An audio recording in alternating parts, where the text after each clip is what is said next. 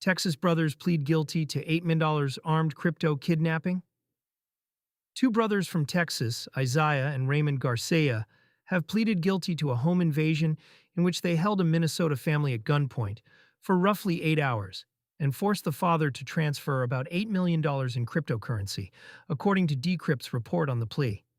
The guilty plea moves the case from accusation to admitted fact, and it lands in the middle of a documented run of physical attacks aimed at people who hold large crypto balances.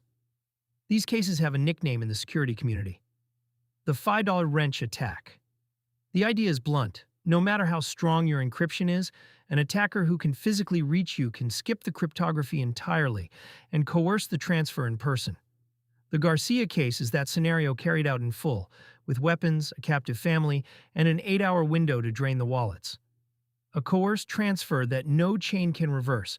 The mechanics matter for anyone who holds their own keys. A bank wire can be flagged, frozen, or clawed back. An on-chain transfer signed under duress settles the same way a voluntary one does. The network has no concept of consent, so once the father signed, the $8 million moved with the same finality as any other transaction. That finality is the feature crypto holders usually celebrate. Here it is the weakness. There was no custodian to call, no fraud desk to reverse the debit, no 60-day dispute window. The protection that self-custody gives you against an exchange collapse is the same property that gave the attackers a clean exit once they had the victim at gunpoint. The risk moves from the protocol to the person. Custody is a trade-off, not a free upgrade. Holding crypto on an exchange or a custodial account exposes you to counterparty risk.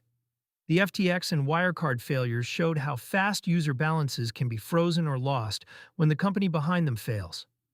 Moving to spending from your own wallet removes that company from the equation.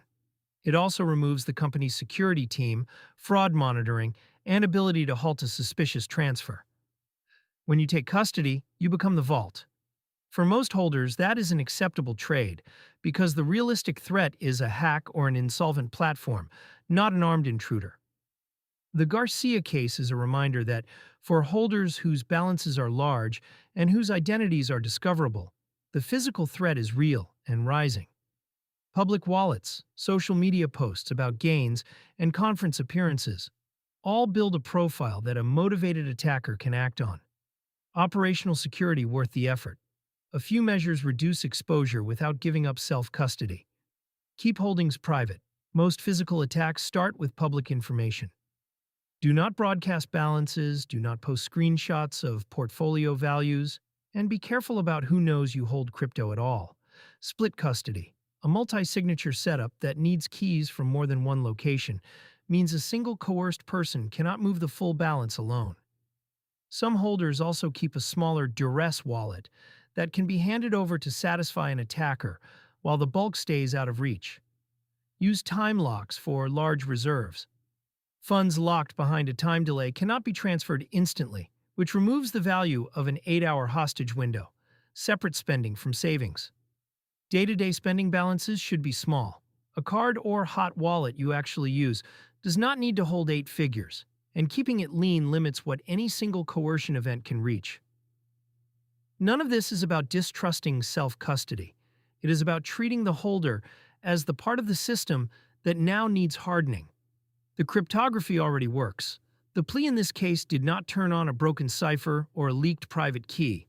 It turned on 2 armed men and an unlisted home address.